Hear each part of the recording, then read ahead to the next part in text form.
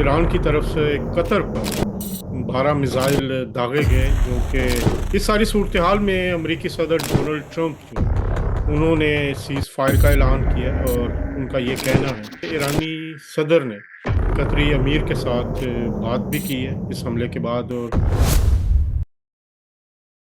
बिस्मिल्लाहिर्रहमानिर्रहीम, मैं हूं अजहर जावेद। आलमी खबरों और उन पे तज्जियों को लेकर आपके साथ हाजिर हुआ हूं। इस वक्त आलमी सूरत ये है कि ईरान और इसराइल के दरमियान होने वाली जंग ने कतर को भी अपनी लपेट में लिया और ईरान की तरफ से कतर पर 12 मिसाइल दागे गए जो कि कतरी डिफेंस फोर्सेस ने कामयाबी से उनको तबाह किया। सिर्फ एक जो है वो उनसे तबाह नहीं हुआ और वो कतर में गिरा, लेकिन उससे कोई इतना नुकसान नहीं हुआ। इस सारी सूरत हाल में अमेरिकी सदर डोनाल्ड ट्रंप जो है उन्होंने सीज़ फायर का ऐलान किया और उनका ये कहना है कि इज़राइल और ईरान के दरमियान अब सीज़ फायर हो रही है। और ये भी खबरें आ रही हैं कि कतर के जो अमीर हैं, वो इस सीज़ फायर में अहम किरदार अदा कर रहे हैं। ये भी पता चला है कि ईरानी सदर ने कतरी अमीर के साथ बात भी की है इस हमले के बाद और उन्होंने ये कहा है कि कतर उनका दोस्त ब्रदर मुल्क है, हमसाया है और उस जो वाक़या था वो उनके खिलाफ नहीं है। तो ये सारी एक ऐसी इंटरनेशनल डेवलपमेंट हो रही है कि जिससे पाकिस्तान और उसके गिरदोनवाह में जो कुछ हुआ मई के दौरान, वो भी एक लपेट में आते हैं। भारत जो है वो तमाम मामलात में इज़राइल को फ़ॉलो करता है। अगर हम देखें तो इज़राइल ने जो कुछ गज़ा में किया और गज़ा के मासूम शहरियों को शहीद किया, उसी तरह भारत ने भी पाकिस्तान पर अटैक करके और पाकिस्तान के अंदर मासूम लोगों को शहीद किया। लेकिन फ़र्क है गज़ा और पाकिस्तान में। गज़ा के पास फ़ौज नहीं है, पाकिस्तान के पास एक बड़ी फ़ौज है, जिसने ना सिर्फ़ जवाब दिया भारतीय हमले का, बल्कि अंदर घुस के भारत को मारा और उसके 6 त्यारे भी गिराए और उनके जो एयर बेसेस थे, उनको भी तबाह किया। इस सारी सूरत-हाल में पाकिस्तान के पास बहुत कुछ सीखने को है। सीखने को ये है कि भारत जैसा कमीना और जो हमसाया है, जो ऐसी फ़ितरत रखता है कि जिसने पाकिस्तान को तस्लीम ही नहीं किया 1947 से, वो आइंदा भी ऐसे हमलों से बाज़ नहीं आएगा। क्योंकि इज़राइल की इसको मुकम्मल सपोर्ट है और इज़राइल का जो इक्विपमेंट है, वो भी उन्होंने इस्तेमाल किया है और उनकी टेक्नोलॉजी इस्तेमाल की है पाकिस्तान के ख़िलाफ़ जंग में। लेकिन अल्हम्दुलिल्लाह पाक फ़ोर्सेस के पास उनका पूरा एक जवाब था और पूरा जवाब दिया गया। अब पाकिस्तान को अपनी जो डिफेंस सलाहियत है, उसको मज़ीद बेहतर बनाना होगा। इस किस्म के किसी भी मज़ीद एडवेंचर से बचने के लिए जो भारत कर सकता है, भारत की तैयारियां जारी हैं। उनके वज़ीर आज़म नरेंद्र मोदी, अमित शाह, अजीत डोवल ये अलल-एलानिया कह चुके हैं कि वो पाकिस्तान के खिलाफ उनका जो ऑपरेशन है, वो जारी है और वो किसी भी वक़्त दोबारा इस बारे में हमला कर सकते हैं। और इसमें अगर आप देखें तो जो इंडस वाटर ट्रीटी है, उसको भी उन्होंने मुअत्तल रखने के बारे में कहा है कि वो इसको मुअत्तल रखेंगे और ये तो एक एक्ट ऑफ वॉर है। और जब पाकिस्तान एक कंटिन्यूअस हालत जंग में है और भारत की तरफ से उसे मुसलसल जारहियत का सामना है और अगर भारत पाकिस्तान का पानी बहाल नहीं करता तो ज़ाहिर बात है पाकिस्तान को भी कहीं न कहीं कोई ऐसे मेजर्स लेने पड़ेंगे कि जो इस पानी के मुआहदे की बहाली के लिए ज़रूरी हों। पाकिस्तान के लिए जो पानी की ज़रूरियात हैं, उनको पूरा करने के लिए ज़रूरी हों।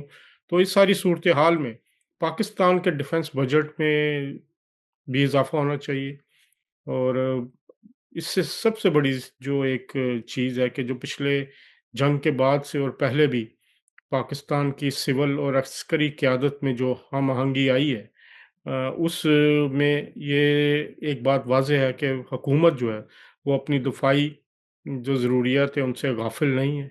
वज़ीर-ए-आज़म शहबाज़ शरीफ़ ने फ़ील्ड मार्शल सैयद आसिम मुनीर को मुतअद्दिद बार यकीन दहानी करवाई है कि जब और जहाँ जितनी ज़रूरत पड़ेगी, पाकिस्तान अपने दिफ़ा के लिए खर्च करने के लिए तैयार है। तो अब इस वक़्त सबसे बड़ी एक जो बात सामने आई कि एयर फ़ोर्स जो है, वो सबसे अहम किरदार अदा करती है। अगर आप ईरान की सूरत-हाल देखें कि उनके पास एयर फ़ोर्स ना होने की वजह से उनको बहुत ज़्यादा नुकसान उठाना पड़ा। इज़रायली तैयारे आते थे, बमबारी करके चले जाते थे, तो उनको रोकने के लिए उनके पास किसी किस्म का कोई इंतज़ाम नहीं था। जबकि दूसरी तरफ पाकिस्तान की एयर फ़ोर्स की सलाहियत इतनी अच्छी और ज़बरदस्त है कि भारतीय तैयारियों की हिम्मत नहीं हुई कि वो पाकिस्तान के अंदर दाखिल हो सकें और उन्होंने अपने ही बॉर्डर से मिज़ाइल फ़ायर किए, जो मासूम लोगों की शहादत का बायस बने। पाकिस्तानी फ़ौज अपनी ज़रूरियात के लिए जो बजट उसको इस दफ़ा 20% उसका इज़ाफ़ा किया गया है, लेकिन मेरा ख़्याल है इसमें मज़ीद इज़ाफ़े की भी ज़रूरत है। तो इस सारी सूरत-हाल में अब पाकिस्तान और पाकिस्तानी अवाम को मुसलसल अलर्ट रहना होगा कि भारत अपनी जारहियत के अज़ाम को दोबारा सामने ला सकता है। किसी भी वक़्त जो है वो हमला कर सकता है।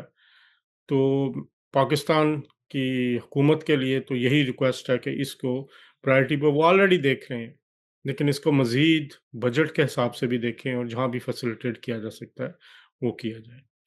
अब जो दूसरी अहम चीज़ थी कि पाकिस्तान और अमेरिका के ताल्लुकात।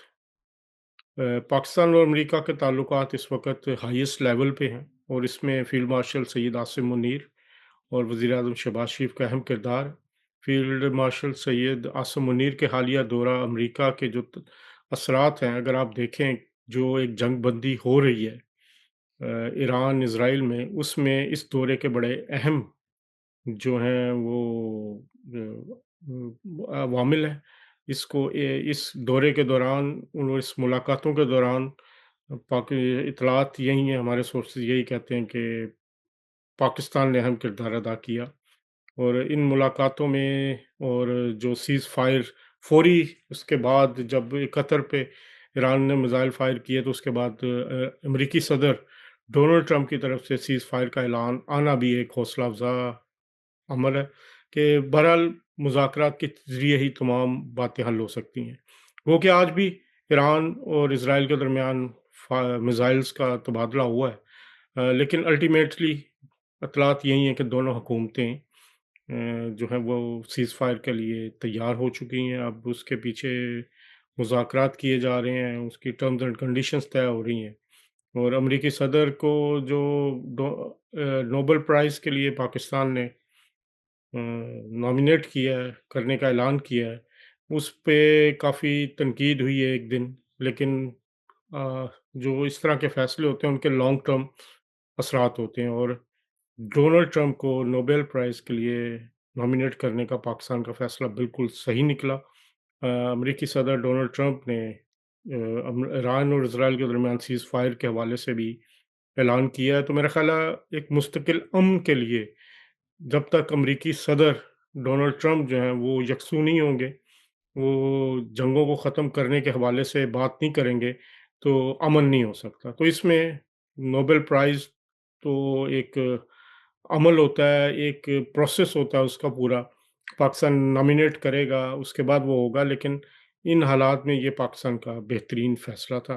पाकिस्तानी हुकूमत का, पाकिस्तानी वज़ीर-ए-आज़म का कि अमेरिकी सदर डोनाल्ड ट्रंप को नोबेल प्राइज़ के लिए नॉमिनेट किया जाए और इसका जो प्रोसेस है वो क्योंकि ये 2026 के लिए होगा, तो इस प्रोसेस में अभी टाइम है। पाकिस्तानी हुकूमत और इदारे जो हैं आलमी सतह पर और मेंबरान पार्लियामेंट होते हैं, एक पूरा तरीक़ाकार है इसका। वो जब प्रोसेस शुरू होगा फिर उसके नॉमिनेशन कमेटी के पास जाते हैं ये सारे नॉमिनेशन, फिर वो उसकी स्क्रूटनी करते हैं। उसके बाद जाके जो फाइनल लोग हैं वो सामने आते हैं, उसके बाद ये नोबेल प्राइज़ दिया जाता है।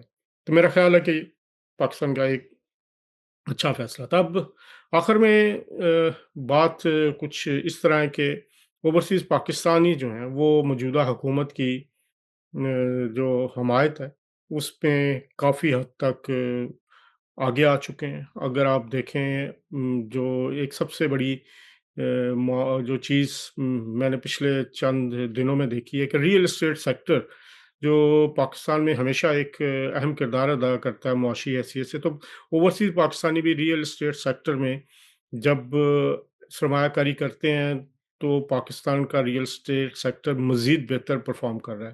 تو پچھلے 1 مہینے کے دوران یہاں پر برطانیہ میں کافی ایکٹیویٹی بھی دیکھی گئی ہے ریئل اسٹیٹ سیکٹر کے حوالے سے، جو کافی پروجیکٹس جو ہیں وہ یہاں پہ لانچ ہوئے ہیں، اور یہاں پر جو سیل بھی ان کی ہونی شروع ہو گئی ہے، جو یہاں پہ ایجنٹس سے میری بات ہوئی ہے، ڈیلر سے بات ہوئی ہے، اور جو ایک پچھلے 2 سال سے رکا ہوا تھا سلسلہ اس سیکٹر میں سرمایہ کاری کا، وہ سرمایہ کاری کا سلسلہ اب بحال ہونا شروع ہو گیا ہے، اور اس سے زر مبادلہ جو ہے وہ مزید بہتر ہوگا۔ آلریڈی جو اوورسیز پاکستانیز ہیں وہ بڑی تعداد میں زر مبادلہ بھجوا رہے ہیں، اور اس میں بدتریج اضافہ ہو رہا ہے۔ تو ریئل اسٹیٹ سیکٹر کے حوالے سے حکومت پاکستان نے جو مراد دی ہیں، جو ڈیوٹیز کم کرنے کا اعلان کیا ہے بجٹ کے دوران، اس کے مثبت اثرات آ رہے ہیں، اور اوورسیز پاکستانیز جو ہیں وہ اس میں سرمایہ کاری کے لیے اب انٹرسٹ شو کر رہے ہیں۔ اب حکومت پاکستان کو بھی چاہیے کہ وہ ریئل اسٹیٹ سیکٹر کے میں اوورسیز پاکستانیز کی سرمایہ کاری کے لیے کچھ پیکیجز کا اعلان کرے، کچھ رعایتوں کا اعلان کرے، کچھ انسینٹیوز کا اعلان کرے، تاکہ ان اوورسیز پاکستانیز کا پاکستان کی طرف رجحان زیادہ ہو، اور الٹیمیٹلی جب یہ زر مبادلہ بھیجیں گے، ڈالرز بھیجیں گے، پاؤنڈز بھیجیں گے، تو اس سے پاکستان کی معیشت بہتر ہوگی۔ اب تک کے لیے اتنے، انشاءاللہ اگلے پروگرام میں دوبارہ ملاقات ہوگی، تب تک کے لیے اللہ حافظ۔